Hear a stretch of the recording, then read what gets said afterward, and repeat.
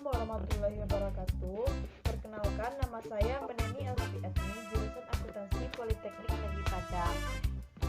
Di sini saya akan menjelaskan mata kuliah saya, yaitu Akuntansi Manajemen, dengan subtopiknya konsep dasar analisis biaya volume laba.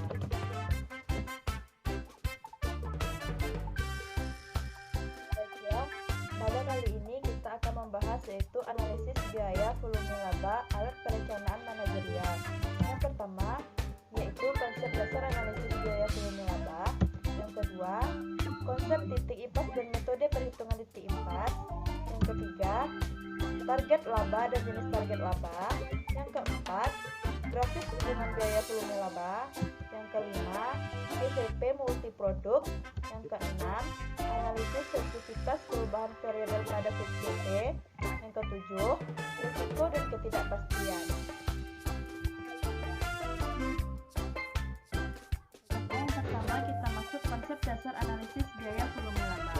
Analisis biaya volume laba atau CVP digunakan untuk perencanaan dan pengambilan keputusan. Analisis CVP menekankan keterkaitan antara biaya, kuantitas yang terjual dan harga. Analisis CVP dapat menjadi alat untuk mengidentifikasi cakupan dan besarnya kesulitan ekonomi yang dihadapi suatu divisi dan mencari pemecahannya. Yang kedua adalah konsep titik impas dan metode perhitungan titik impas. Di sini, titik impas adalah titik di mana total pendapatan sama dengan total biaya atau titik di mana laba sama dengan 0. Untuk menemukan titik impas dalam unit, kita fokus pada laba operasi. Di sini ada beberapa metode perhitungan titik impas. Yang pertama, pendekatan rumus atau margin kontribusi. Margin kontribusi adalah perbedaan antara total pendapatan penjualan perusahaan dan total biaya variabel. Dengan kata lain, margin adalah total jumlah penjualan yang melebihi biaya variabel. Dengan rumus, margin kontribusi sama dengan penjualan bersih dikurang biaya variabel. Sedangkan untuk mencari rasio margin kontribusi yaitu margin kontribusi dibagi penjualan. Dengan pendekatan laporan laba rugi. Metode yang berdasarkan pada pendekatan laporan laba rugi. Penentuan BEP atau impas dengan teknik persamaan dilakukan dengan berdasarkan pada persamaan pendapatan sama dengan biaya ditambah laba. Rumusnya adalah laba Y sama dengan CX dikurang BX dikurang A, di mana Y itu adalah laba, sedangkan C harga jual per unit, X adalah jumlah produk yang dijual, dan B biaya variabel per unit, sedangkan A itu adalah biaya tetap. Adalah pendekatan grafik. Grafik biaya volume laba atau cost volume profit graph menggambarkan hubungan antara biaya, volume, dan laba. Untuk mendapatkan gambaran yang lebih terperinci, perlu dibuat grafik dengan dua garis terpisah, yaitu garis total pendapatan dan garis total biaya. Itu menurut Hansen Mowen 2011 halaman 21. Pembuatan garis dilakukan dengan rumus sebagai berikut. Pendapatan sama dengan harga dikali unit, total biaya sama dengan biaya variabel per unit dikali unit ditambah biaya tetap. Analisis titik impas atau break-even point dengan metode grafik digambarkan dalam kurva seperti gambar di bawah ini. Teman-teman bisa melihat kurvanya.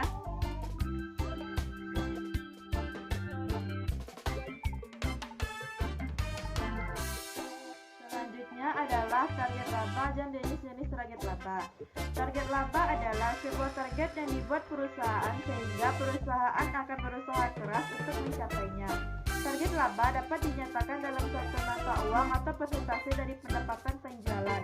Pendekatan laba operasi dan pendekatan margin kontribusi dapat disesuaikan dengan mudah untuk mencari target laba. Di sini terdapat jenis-jenis target laba. Yang pertama, target laba dalam jumlah dolar satuan mata uang. Yang kedua, target laba dalam persentase dari pendapatan penjualan. Dan yang ketiga, target laba setelah pajak. Yang pertama, target laba dari jumlah dolar ini. Contohnya perusahaan A ingin memperoleh laba operasi sebesar 60.000. Berapakah unit barang yang harus dijual perusahaan A? Jika menggunakan laporan laba rugi, dia menggunakan persamaan BEP. Dia hanya perlu menambahkan target laba sebesar 60.000 pada biaya tetap dan langsung mendapatkan jumlah unit. Dan yang kedua, yang B, target laba dalam persentase dari pendapatan penjualan. Misalnya, perusahaan A ingin mengetahui jumlah produk yang harus dijual untuk menghasilkan laba sebesar 15% dari pendapatan penjualan. Pendapatan penjualan adalah harga yang dikalikan dengan kuantitas dengan menggunakan laporan laba rugi. Sedangkan target laba setelah pajak adalah ketika perusahaan ingin mengetahui jumlah unit yang harus dijual untuk menghasilkan laba bersih tertentu, diperlukan beberapa pertimbangan tambahan. Dengan demikian, kita harus menambahkan kembali pajak penghasilan untuk memperoleh laba ketika target laba dinyatakan sebagai laba bersih. Misalnya, perusahaan A ingin memperoleh laba bersih sebesar 48.000 dan tarif pajaknya 35%, maka harus dicari dulu laba sebelum pajaknya.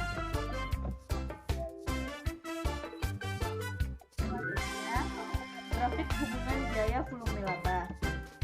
Analisis volume dan laba merupakan grafik yang memberikan informasi bagaimana pengaruh perubahan volume pada laba perusahaan. Analisis ini disusun dengan membuat garis laba atau rugi dan garis volume penjualan. Garis laba atau rugi digambarkan dengan menarik garis vertikal, sedangkan volume digambarkan dengan garis horizontal. Garis horizontal akan memotong garis vertikal pada laba sama dengan 0 atau saat break-even point. Dari data yang tersedia, bisa kita ketahui bahwa laba maksimal akan dicapai perusahaan ketika perusahaan bisa menjual produk yang dianggarkan sebesar 20.000 unit atau total penjualan sebesar 4 juta, dan laba yang akan dicapai sebesar 1 juta. Dengan perhitungan yang saya sebut tadi, maka bisa dibuat grafik volume dan laba seperti tampak pada gambar di samping. Yaitu dari gambar tersebut kita bisa menarik beberapa garis yang menghubungkan antara kedua garis vertikal dan horizontal. Di beberapa tempat, misalnya pada volume yang dijual sebesar 8.000 unit, maka rugi yang akan diderita perusahaan adalah sebesar 12.000. Apabila perusahaan menjual 12.000 unit, perusahaan akan memperoleh laba sebesar 12.000, dan laba terbesar akan tercapai pada penjualan sebesar anggaran yaitu 10.000 unit atau akan diperoleh laba sebesar 1 juta. Jadi, setiap volume berubah pada garis horizontal akan mempengaruhi pada garis laba rugi tersebut. Dan rugi terbesar adalah ketika perusahaan tidak menjual produk, yaitu akan timbul kerugian sebesar biaya tetap total atau 1 juta rupiah. Selanjutnya adalah CVP multiproduk, yaitu analisis CVP cukup mudah jika diterapkan dalam pengetahuan produk tunggal. Namun kebanyakan perusahaan memproduksi dan menjual lebih dari satu produk atau jasa. Meskipun kompleksitas konseptual dari analisis CVP lebih tinggi dalam situasi multiproduk, pengoperasian tidak berbeda jauh. Di sini ada dua. Yang pertama, titik impas dalam unit, yaitu apabila perusahaan memiliki dua produk, maka pemecahannya adalah menerapkan analisis secara terpisah ke setiap unit produk. Dengan cara itu, titik impas individu akan diperoleh jika laba didefinisikan sebagai margin produk. Di sini cara mengatasi masalahnya ada dengan mengonversi masalah multiproduk menjadi masalah produk tunggal. Kunci dari konversi ini adalah mengidentifikasi bauran penjualan atau sales mix yang diharapkan dalam unit dari produk-produk yang dipasarkan. Penentuan bauran penjualan atau sales mix. Misalkan, perusahaan Z berencana menjual 1.200 produk A dan 800 produk B. Maka bauran penjualannya adalah 1.200 berbanding 800. Kemudian disederhanakan menjadi 3:2. Dengan kata lain, untuk setiap 3 produk A yang terjual, ada 2 produk B yang terjual. Bauran penjualan dan analisis CVP. Karena perusahaan Z berharap menjual 3 produk A dan 2 produk B, perusahaan Z bisa mengidentifikasikan produk tunggal yang dijualnya sebagai suatu paket yang berisi 3 produk A dan 2 produk B. Dengan menetapkan produk tersebut sebagai satu paket, masalah multiproduk dikonversi menjadi masalah produk tunggal. Untuk menggunakan pendekatan titik impas dalam unit, harga jual per paket dan biaya variabel per paket harus diketahui. Berdasarkan margin kontribusi per paket di atas, persamaan dasar impas dapat digunakan untuk menentukan jumlah paket yang perlu dijual untuk mencapai impas. Selanjutnya pendekatan dolar penjualan, yaitu satu-satunya informasi yang diperlukan adalah proyeksi laporan laba rugi perusahaan Z secara keseluruhan. Dengan laporan laba rugi tersebut, pertanyaan umum mengenai CVP dapat diajukan, misalnya berapa pendapatan penjualan yang dihasilkan untuk mencapai impas. Untuk menjawab pertanyaan itu, kita bagi tetap utang biaya tetap 96.250 dengan rasio margin kontribusi 0,2232, yaitu mendapatkan hasil 431.248. Yang adalah analisis sensitivitas perubahan variabel pada CCP.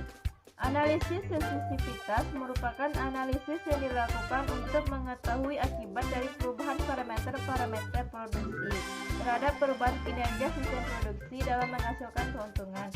Dengan melakukan analisis sensitivitas, maka akibat yang mungkin terjadi dari perubahan-perubahan tersebut dapat diketahui dan antisipasi sebelumnya.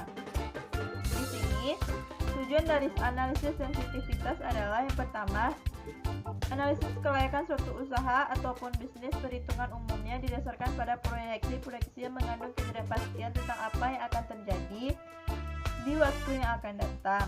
Dan yang B, analisis pasca kriteria investasi yang digunakan untuk melihat apa yang akan terjadi dengan kondisi ekonomi dan hasil analisis bisnis jika terjadi perubahan atau ketidaktepatan dalam perhitungan biaya atau manfaat.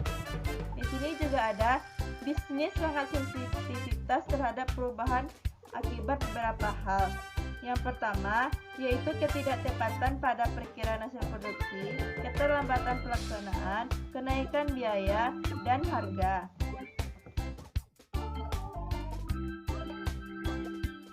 Baiklah, yang terakhir yaitu risiko dan ketidakpastian.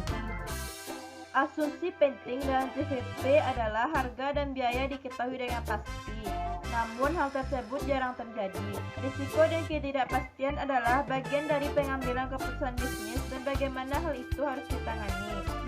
Dua konsep yang bermanfaat bagi manajemen adalah margin pengaman dan pengungkit operasi. Yang pertama, margin pengaman adalah unit yang diharapkan terjual atau pendapatan yang diharapkan untuk dihasilkan yang melebihi volume impas.